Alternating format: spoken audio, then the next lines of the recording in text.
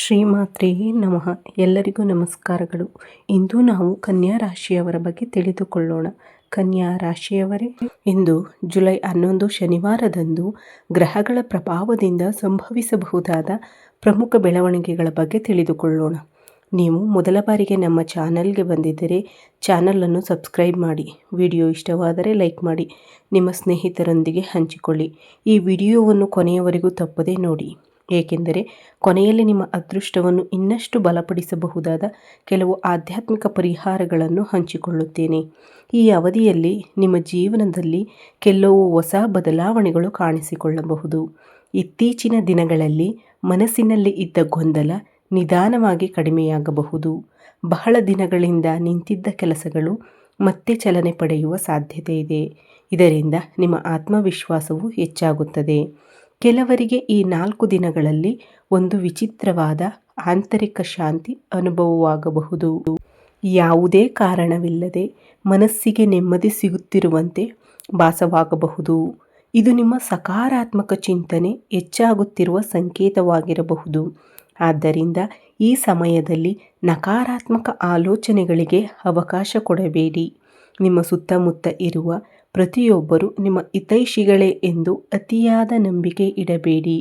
ನಿಮ್ಮ ಯೋಜನೆಗಳು, ಹಣಕಾಸಿನ ವಿಚಾರಗಳು ಅಥವಾ ಮುಂದಿನ ಹೆಜ್ಜೆಗಳ ಬಗ್ಗೆ ಎಲ್ಲರೊಂದಿಗೂ ಹಂಚಿಕೊಳ್ಳುವುದನ್ನು ಸ್ವಲ್ಪ ಕಡಿಮೆ ಮಾಡಿ.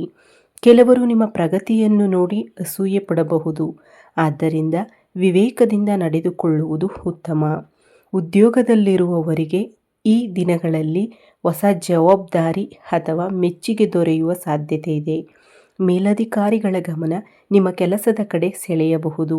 ನೀವು ತೋರಿಸುವ ಶಿಸ್ತು ಮತ್ತು ಪರಿಶ್ರಮಕ್ಕೆ ಉತ್ತಮ ಪ್ರತಿಫಲ ಸಿಗುವ ಸೂಚನೆಗಳಿವೆ. ವ್ಯಾಪಾರ ಮಾಡುವವರಿಗೆ ಹೊಸ ಗ್ರಾಹಕರು, ಹೊಸ ಅವಕಾಶಗಳು ಅಥವಾ ಹಳೆಯ ಒಪ್ಪಂದಗಳಿಂದ ಲಾಭ ಸಿಗಬಹುದು.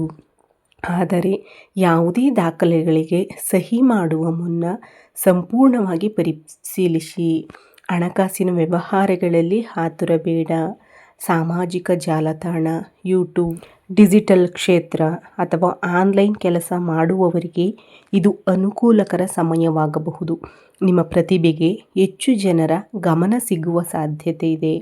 ಹೊಸ ಆಲೋಚನೆಗಳು ಉತ್ತಮ ಫಲಿತಾಂಶ ನೀಡಬಹುದು. ಕುಟುಂಬದಲ್ಲಿ ಕಳೆದ ಕೆಲವು ದಿನಗಳಿಂದ ಇದ್ದ ಸಣ್ಣ ಪುಟ್ಟ ಭಿನ್ನಾಭಿಪ್ರಾಯಗಳು ಕಡಿಮೆಯಾಗುವ ಸೂಚನೆಗಳಿವೆ.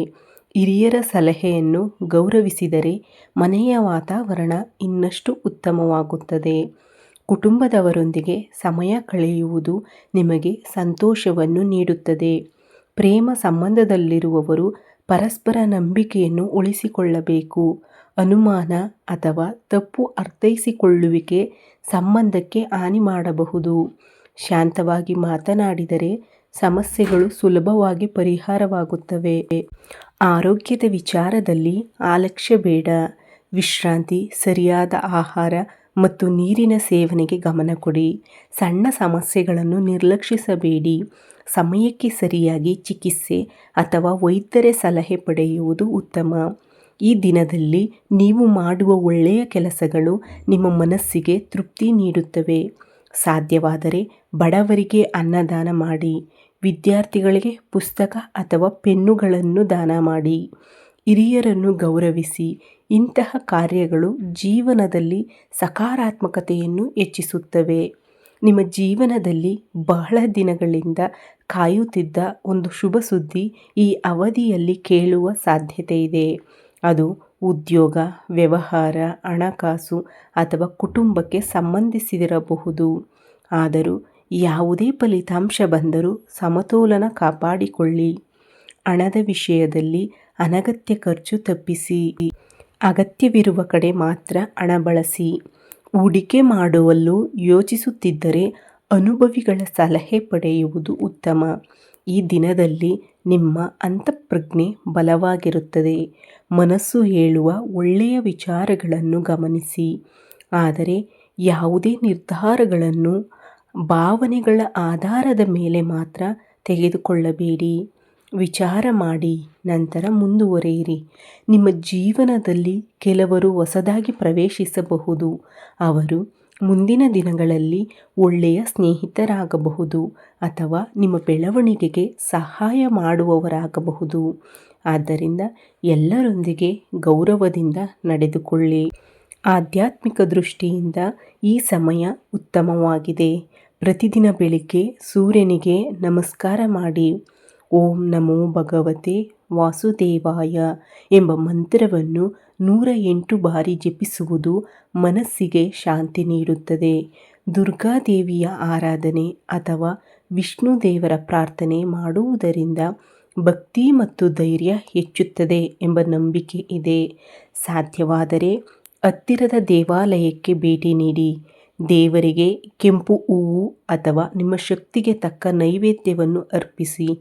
ಮನೆಯಲ್ಲಿ ದೀಪ ಹಚ್ಚಿ ಕೆಲವು ಕ್ಷಣ ಧ್ಯಾನ ಮಾಡುವ ಅಭ್ಯಾಸ ಬೆಳೆಸಿಕೊಳ್ಳಿ. ಮನೆಯ ಹಿರಿಯರ ಆಶೀರ್ವಾದ ಪಡೆಯುವುದನ್ನು ಮರೆಯಬೇಡಿ. ಅವರ ಮಾತುಗಳಲ್ಲಿ ಜೀವನದ ಅನುಭವ ಇರುತ್ತದೆ. ಹೊರಗೆ ಹೋಗುವ ಮುನ್ನ ಅವರ ಆಶೀರ್ವಾದ ಪಡೆಯುವುದು ಮನಸ್ಸಿಗೆ ಆತ್ಮವಿಶ್ವಾಸ ನೀಡುತ್ತದೆ. ಪ್ರಾಣಿಗಳಿಗೆ ಹಾನಿ ಮಾಡಬೇಡಿ. ಸಾಧ್ಯವಾದರೆ ಪಕ್ಷಿಗಳಿಗೆ ನೀರು ನೀಡಿ. ಪ್ರಾಣಿಗಳಿಗೆ ಆಹಾರ ನೀಡಿ. ಪ್ರಕೃತಿ ಮತ್ತು ಜೀವಿಗಳ ಕಡೆಗೆ ಕರುಣೆ ತೋರಿಸುವುದು ಉತ್ತಮ ಗುಣ. ಈ ರಾಶಿಯವರಿಗೆ ಹೊಸ ಅವಕಾಶಗಳು, ಆತ್ಮವಿಶ್ವಾಸ ಮತ್ತು ಸಕಾರಾತ್ಮಕ ಬದಲಾವಣೆಗಳನ್ನು ತರಬಹುದಾದ ಸಮಯವಾಗಿದೆ. ಆದರೆ ಯಶಸ್ಸು ನಿಮ್ಮ ಪ್ರಯತ್ನ, ವಿವೇಕ ಮತ್ತು ಸರಿಯಾದ ನಿರ್ಧಾರಗಳ ಮೇಲೂ ಅವಲಂಬಿತವಾಗಿದೆ. ಆದ್ದರಿಂದ ಪರಿಶ್ರಮವನ್ನು ಮುಂದುವರಿಸಿ. ಧೈರ್ಯ ಕಳೆದುಕೊಳ್ಳಬೇಡಿ ಮತ್ತು ಒಳ್ಳೆಯ ಕೆಲಸಗಳಲ್ಲಿ ತೊಡಗಿರಿ. ಕೊನೆಯಲ್ಲಿ ಒಂದು ಮಾತು. ರಾಶಿ ಭವಿಷ್ಯವು ಸಾಮಾನ್ಯ ಜ್ಯೋತಿಷ್ಯ ನಂಬಿಕೆಗಳ ಆಧಾರದ ಮೇಲೆ ನೀಡುವ ಮಾಹಿತಿ ಮಾತ್ರ. ಪ್ರತಿಯೊಬ್ಬರ ಅನುಭವ ಮತ್ತು ಅವರ ವೈಯಕ್ತಿಕ ಪರಿಸ್ಥಿತಿ ನಿರ್ಧಾರಗಳ ಮೇಲೆ ಅವಲಂಬಿಸಿರುತ್ತದೆ. ಈ ವಿಡಿಯೋ ನಿಮಗೆ ಇಷ್ಟವಾದರೆ ಲೈಕ್ ಮಾಡಿ, ಚಾನಲನ್ನು ಸಬ್ಸ್ಕ್ರೈಬ್ ಮಾಡಿ, ಕಾಮೆಂಟ್ನಲ್ಲಿ ಜೈ ದುರ್ಗಾ ಮಾತೆ ಎಂದು ಕಾಮೆಂಟ್ ಮಾಡಿ. ನಿಮ್ಮ ಅಭಿಪ್ರಾಯಗಳನ್ನು ಕೂಡ ಹಂಚಿಕೊಳ್ಳಿ. ಈ ವಿಡಿಯೋ ವೀಕ್ಷಿಸಿದ್ದಕ್ಕಾಗಿ ಎಲ್ಲರಿಗೂ ಧನ್ಯವಾದಗಳು. ಶುಭವಾಗಲಿ. ಜೈ ಶ್ರೀರಾಮ್.